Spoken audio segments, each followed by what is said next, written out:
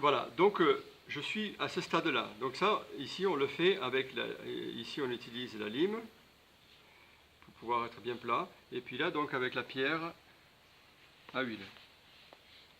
Voilà, pierre à huile ou pierre à eau. Après, donc, cette arête-là, il faut qu'elle soit tranchante. Donc on ne peut pas, effectivement, si je prends cette arête et que je frotte le bois, vous allez voir que ça va gratter, effectivement, et plutôt pas mal, quoi, voilà. Mais ce n'est pas suffisant. Je vais essayer d'obtenir ceci. C'est-à-dire que sur mon arête, en fait, je vais créer ici un angle. Donc si c'est un truc un peu, il faut le regarder au microscope, hein, mais en fait, ici, je vais avoir un angle ici, là.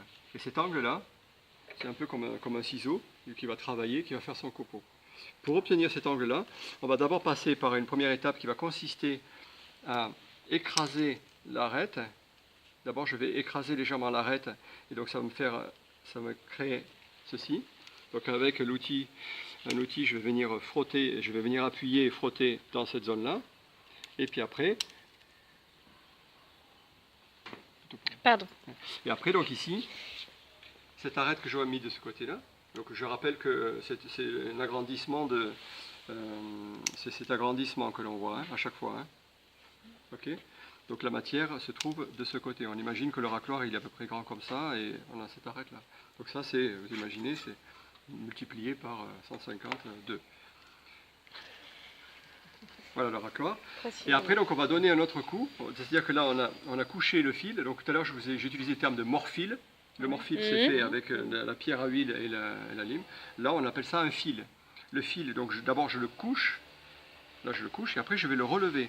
C'est-à-dire que je vais lui donner l'angle final qui est ici avec l'outil. Donc là, mon outil, je vais l'appuyer. Donc là, au début, je l'appuie de ce côté. Et là, je vais l'appuyer de ce côté. Et j'obtiens ainsi mon fil. Voilà. Ça se fait en 2 étapes. Pour coucher et relever le fil, on le fait avec un affiloir. Un affiloir, c'est un outil qui se présente comme ça.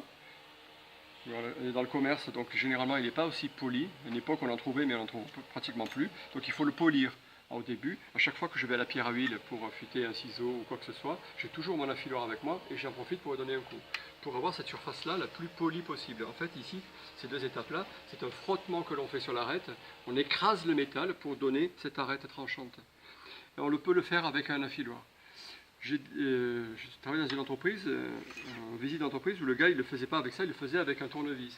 Alors attention, on peut le faire ici avec le tournevis parce que finalement le métal il est brillant, super lisse et arrondi. Et c'est ce que l'on recherche justement. Par contre, pas n'importe quel tournevis.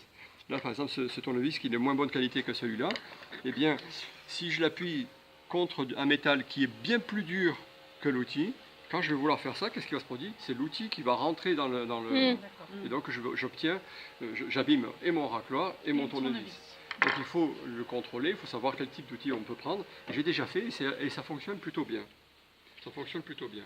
Donc là, je vais le faire, donc il y a une arête que je vais faire avec l'affiloir et l'autre je la ferai avec le tournevis.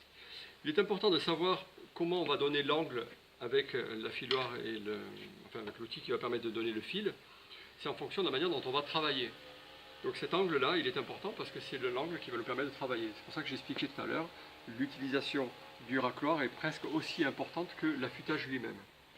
On se met sur l'établi comme ça, et là, je le mets à peu près à 5 mm du bord, et je vais prendre le métal et je vais le pousser comme ça. Voilà. Donc en fait, l'affiloir, il n'est pas complètement à plat, je le lève légèrement ici, et je mets un angle vers l'extérieur, puisque mon objectif étant de prendre le métal et de le pousser vers l'extérieur pour créer ici un fil. Voilà. Donc là, ma main est ici, pour que vous voyez mieux, j'enlève ma main. Et donc le geste, il est comme ça, c'est-à-dire que là, il est complètement à plat. Mon arête qui est arrondie et bien lisse, c'est celle-là. Hein. Il n'y en a qu'une seule sur les 3. J'utilise que celle-là, les autres je ne les utilise pas, j'ai même mis de la peinture pour ne pas me tromper. Donc là, je l'oriente, comme je vais de ce côté-là, je l'oriente comme ça. Si je fais comme ça, j'oriente le métal vers l'intérieur. L'objectif étant de le faire sortir. Après, je soulève légèrement ici, en soulevant légèrement ici, je m'appuie vraiment bien sur l'arête. Et là, je soulève un tout petit peu, pour être, comme un vélo, je cabre de manière que le roue arrière qui touche, et avec, ici, je viens tirer le métal. Voilà. Cette phase-là, elle est plus importante que la deuxième. C'est-à-dire que la première, c'est pour donner de la matière. Donc là, je suis en train de donner du fil. Donc je prends la matière qui se trouve sur le racloir pour venir nourrir mon fil, mon arête. Voilà.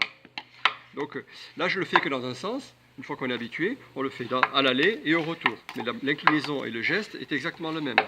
Voilà. Mais surtout, une chose qui est importante, c'est que je pars bien du début de mon arête et je viens jusqu'au bout. Et surtout pas commencer au milieu.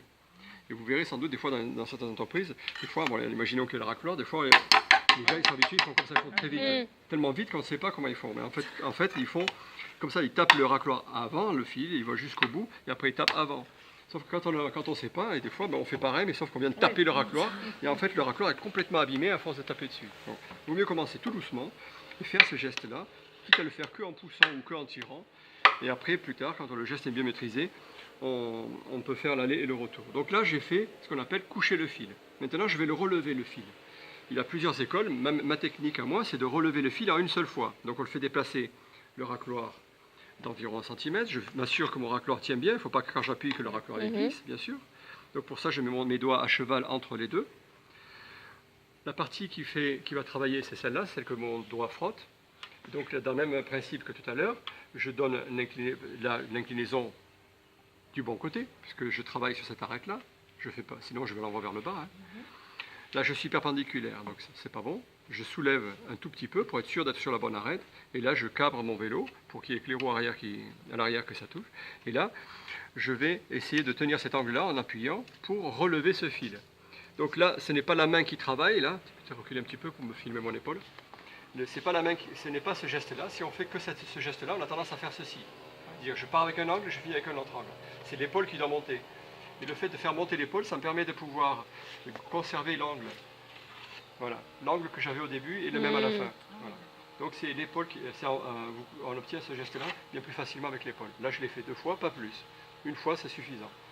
Ce qui est intéressant, c'est qu'en fait, on a un fil qui est très très petit. C'est la technique que j'utilise. J'expliquerai tout à l'heure d'autres techniques auxquelles je n'adhère pas, mais qui sont tout aussi bien aussi, mais qui pour moi ont un autre inconvénient. Voilà. Donc ce fil qui est obtenu ici me permet de pouvoir faire un copeau. Voilà. C'est-à-dire qu'en fait, la partie tranchante ici est venue couper le bois et me créer un copeau. Sauf que, bon, moi, tel que je l'ai affûté, donc ici, j'ai un angle, c'est la partie qui tranche, c'est celle du bois.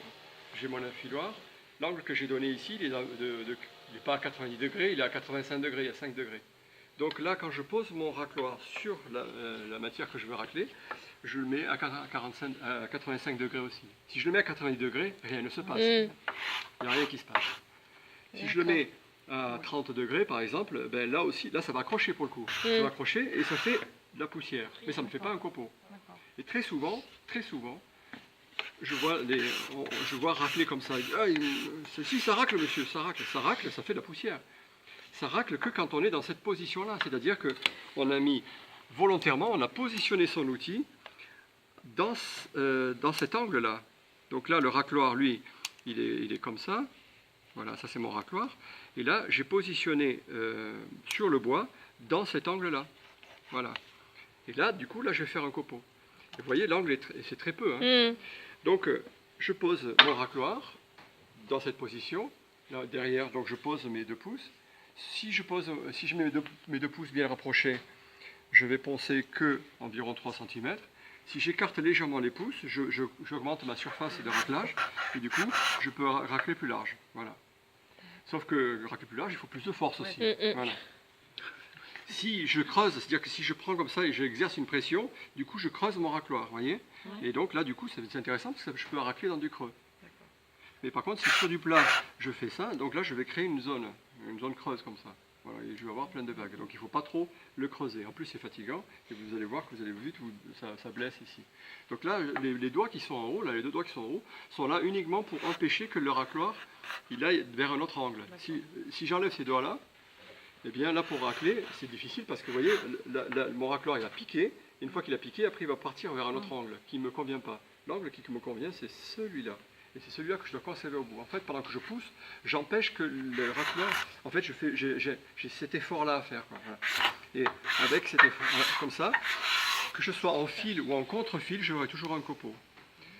Si je fais des rayures ici, ce ne sont pas les mêmes rayures que le fait avec du papier de verre. Parce que là, quand j'ai ma matière qui est ici, le bleu, c'est... Ouais. Là, j'ai ma matière. Si je ponce avec un abrasif, à la fin, je vais avoir des rayures. Ces rayures-là que je vais enlever. Ce sont des rayures faites avec l'abrasif. C'est creux. Si je le fais avec un racloir qui est peut-être un peu usé ou un peu abîmé, il va me faire des rayures. C'est le cas, par exemple, des fois pour l'égrenage, parce qu'on peut aussi égrener avec un racloir. Eh bien, je vais avoir des rayures en positif. Puisque les rayures sont faites, sont faites par le creux qui est ici. Donc si j'ai un creux ici, j'ai une bosse. Donc vous imaginez ça là, à enlever, c'est 3 fois rien. Il suffit de poncer un petit peu, ça y est, on les a enlevées ces traces. Donc on arrive à obtenir une finition poncée rapidement grâce au racloir. Voilà, qu'il soit usé ou pas. Donc ce racloir là, c'est très important, en poussant on le fait comme ça.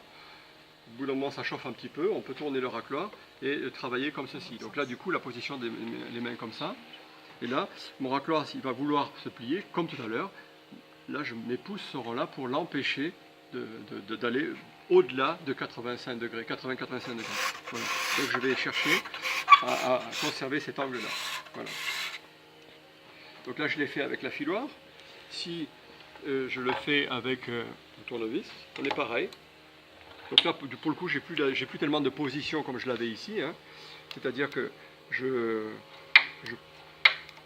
couche mon fil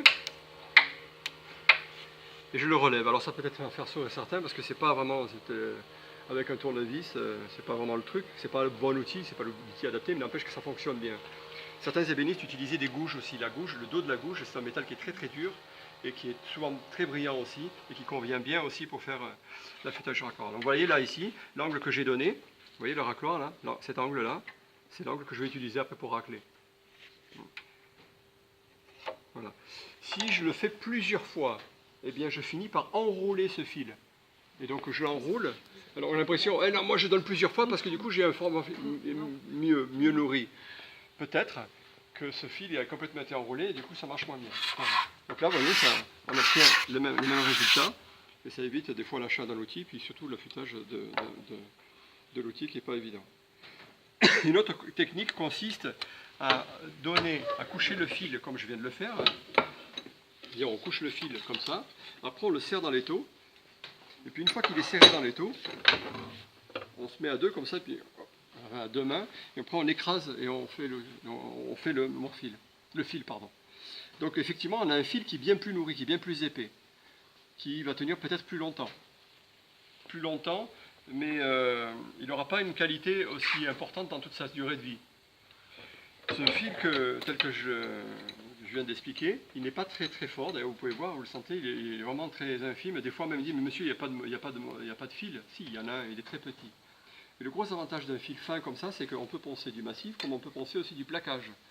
Un peu plus minutieux le plaquage, on peut même égrener avec, si on le souhaite. Et puis surtout, c'est que ce fil qui est là, au bout d'un moment, ce racloir par exemple, vous voyez, il ne racle plus très bien. Donc il ne racle plus beaucoup, c'est pas grave, on sort donc le tout, et puis on couche le fil à nouveau. Donc je vais nourrir mon arête, et je la redresse, donc une seule fois, et puis là, c'est reparti. Un fil, on peut le coucher et le relever une bonne vingtaine de fois. Moi je me souviens à Paris, je travaillais dans une entreprise où le gars il travaillait, on faisait de la finition toute la journée. Il avait avec lui son raccord dans sa petite poche, et puis il avait son affiloir qui était planté à côté, plus petit d'ailleurs.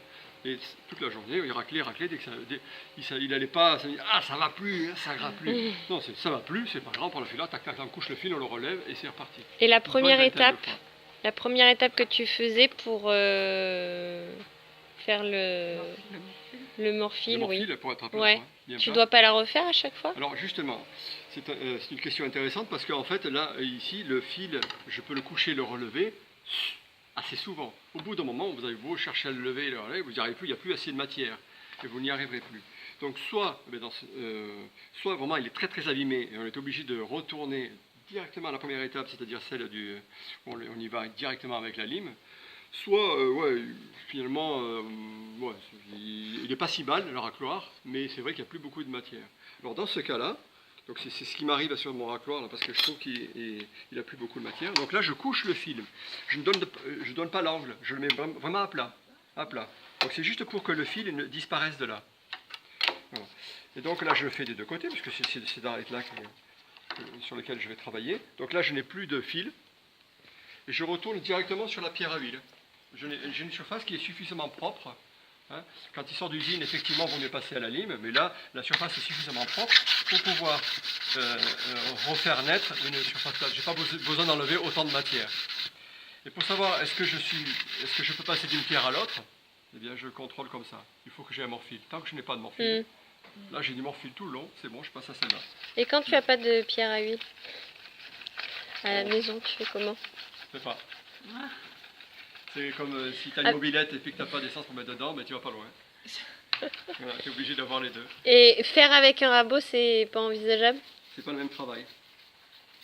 Là, c'est vraiment que de la finition, c'est pour la finition, pour le ponçage, c'est juste pour du décapage. Voilà, c'est tout.